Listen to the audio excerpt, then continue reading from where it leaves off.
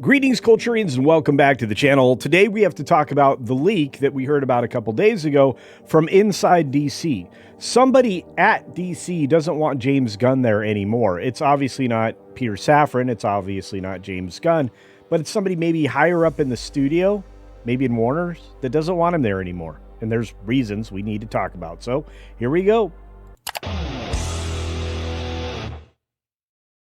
Now, before we jump into the story from Cosmic Book News, I need to talk about something real quickly.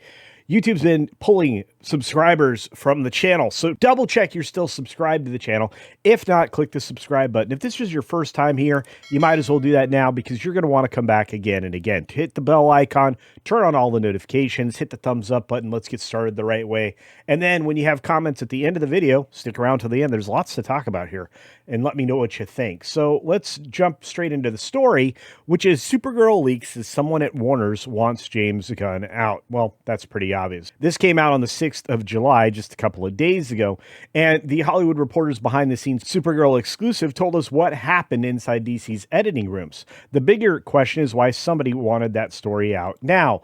Well, I think that's obvious. I think they realized they basically fired into a dead end and left James Gunn and Peter Safran standing there running a studio they have no business or control of. In fact, I think the idea of bringing in DeLuca and Abdi is probably a better decision. They need somebody who has total authority over everything from the budgets to the actual creation projects, because Gunn doesn't seem to be a good steward even when he says he has to work with solid scripts. And by the way, Supergirl was not solid. Now, the stories that are being written are not assembling themselves, at least not according to Matt McGloin. Someone with access to DC's post-production process walked THR through the mess in detail 3 weeks before Warner Brothers changes owners. Now, this is 1,000% true. If you read the piece closely, the takeaway is hard to miss. Someone inside or around the building wants James Gunn wearing this failure. They don't want to point the fingers at Craig Gillespie, who definitely deserves it, although he had a different competing cut that he was at war with James Gunn over. And they released the studio's cut, which is James Gunn's version, and not the version that included more creme. Not that I think that would help very much, but the article continues on. This puts the blame on Gunn. If you look at what actually got out, test scores for 4 screenings, the competing test cuts, and the 2-point margin, the detail nobody leaks by accident that February's test cut climactic needle drop, a cover of Cyndi Lauper's Girls Just Want to Have Fun, was James Gunn's pick. In fact, I would argue that this was James Gunn's film. We got James Gunn's cut, we had James Gunn's editor, and he controlled the music, which is, well, what he's known for. Craig Gillespie, not so much. I think Craig got very little of his vision actually into this film, and I think that's kind of troublesome and bothering. And this attribution is the leak. A fan at the test screening knows what song played. They don't know who picked it. That song choice came from Gunn. Could only come from the one room where that call was made. And that's why only half of the detail that we are getting is just there to embarrass James Gunn. I don't think anybody can argue with that. Consider why it stings the most. Gunn built his entire brand on the needle drop. This detail says the needle drop guy personally picked the bubbly 80s party anthem for the scene where the Supergirl kills a man in another director's movie. And it was so wrong, it didn't survive testing. Now, that's not surprising. This kind of approach to serious films and serious subject matter is something called bathos. But when it comes down to a bad choice for a music selection, that's an entirely other phenomenon. And when you combine it with a poor attempt to do one thing and 2 attempts that got you nothing, well, there's a lot to talk about there. In what is technically called soundtrack dissonance, that's what we suffer from because of all these Gunn moves. Now, these movies have the stylistic contrast between the modern needle drop pop culture garbage and the somber set of sequences like the middle of a battle scene. So there was a 45-song search that was conducted by James Gunn personally to select the middle for that very final sequence of battle time. And the filmmakers tested 45 different songs, including a joke or rumor traditional tracks like the Beatles' Here Comes the Sun, before settling with the divisive pop choice. Now, the chaotic composition history and the scene itself is exactly the dissonance that we don't need at all.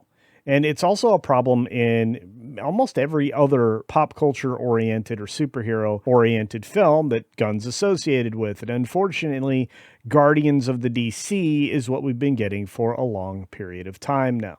And these needle drops are supposed to be Gunn's signature skill. This is something that lands on somebody else's film, though. So Gillespie never really had a chance. He's done the Guardians formula over and over, and it's done it to death at this point. And I've called this out on many other videos that I've done about other films. For example, Superman. But if you're trying to protect the studio, that detail stays buried. If you're trying to attach to Gunn, this detail is gold. And I agree with that wholeheartedly. The rest of the framing cuts the same way. Gillespie's version scored better on songs, pacing, and the villain in the exact same things audience later complained about. The cut that went through theaters was built with Gunn's writer, Gunn's editor, and Gunn's song. And when they say that, they're talking about the follow-up writer who came after the unqualified Anna Nagira's writing and punched it up for about 9 days worth of reshoots. And we talked about that in a previous Supergirl video. But whoever fed this story to the various outlets, specifically the Hollywood Reporter, they knew what they were doing. In fact, when you look at the story, you know that this thing actually tested lower for Gunn's release. And the competing cuts from the filmmaker, Craig Gillespie, and from the studio, and Peter Safran, we ended up with the worst of the two different cuts. Again, this is the original story from the Hollywood Reporter by Boris Kitt. If you want to read this story, it's still up on the Hollywood Reporter. And this thing crashed and burned, being very short of what they thought it would do. And it really has a budget of $170 to $180 million, which they continue to try to, well, say isn't right or isn't accurate or whatever. There's no doubt they spent over $200 million with this film, plus its marketing. And they had a lot of marketing partnerships that were supposed to help them with awareness. Well, awareness wasn't this film's problem, another reference to the quorum numbers that I talk about fairly regularly. The interest was the problem, and the intent to see was the worst problem. And believe it or not, it's not just this film that's going to suffer from that same quandary.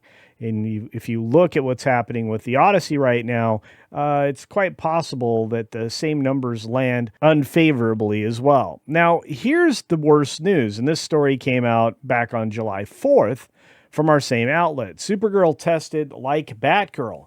Then DC chose the Gunn cut. Well, that says it all. They canceled Batgirl because it was so bad. And again, Gunn's fingerprints were all over this. And across the 4 screenings for these cuts, the top score was a 70. They're not going to tell us what the lower numbers were.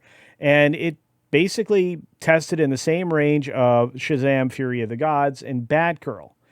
One of those was a box office disappointment, and one of them never made it to the box office. To say that this film would have been better off being burned for the tax write-off would have been, well, an accurate statement. At the end of the day, I think the thing that is most disgusting is that Gunn is going to have one last opportunity to destroy DC. And he can do that with Man of Tomorrow with the same kind of patented, overdone film structure that we've seen from him since Guardians of the Galaxy. And while you started off great, it kind of ran downhill. I feel like we're still running downhill, or maybe down the pant leg of a very incontinent studio, which is what DC is these days. The worst part of the situation is that filmmakers are hesitant to work with DC now, at least according to this story. And you sign up for DC and you get buried by the machine, which is exactly what happened to Craig Gillespie. You watch the postmortem explain why they tied closest to Gunn still made it to theaters instead of the one that probably would have been better for the audiences, at least for the villain and maybe overall for the earnings. When directors are saying that kind of thing to the trades on background, the town's read on DC is no longer a secret because it's out there in public. Why would you want to work for a boss like that who wasn't going to give you a chance at the reins and instead take them over late in the process after everything has been done? There is, of course, the timing to the story, which is telling, or these many stories that are interconnected. For example, the Paramount acquisition is expected to close this month. Gunn and Safran's contracts are believed to be at the end of their run in 2026 or 2027. The regime change chatter got louder the moment Supergirl bombed, and the trades have been landing where our reporting it was months ago, which is true. Cosmic Book News had already sourced this out and reported on it quite some time ago, and I covered it in one of my videos. Now, this is the part of an ownership change that nobody announces. People inside the building start positioning for the new bosses, old alliances get weaker, and new leaks start landing. The knives come out through the trades, which I would say that with this one, they certainly did. And a meticulous post-mortem sourced from inside the process and unflattering to one man in particular means there's a target on this guy's back. I don't think anybody can argue with that. But hey, those are my thoughts. What are yours? Is James Gunn really in a good situation? Do you think he's going to survive, well, this kind of lambasting by the trade press? Do you think that the results of his last couple of films have been telling, or the lack of interest in the television products that he's put out there have been more telling? Do you think they never should have handed an entire studio over to a director? Or do you think for some reason, despite everything I've just said, Gunn was the right person for the job? And also, do you think there's a change coming when we have Paramount acquire Warner Brothers Discovery? Let me know the answer to any or all of those down in the comments section below. And if you haven't hit the like button at this point, please do so now. Double check you're subscribed, as I said before. And be sure to take care of yourself, take care of others, and until next time, we'll see you. Hopefully, seeing something better than Supergirl.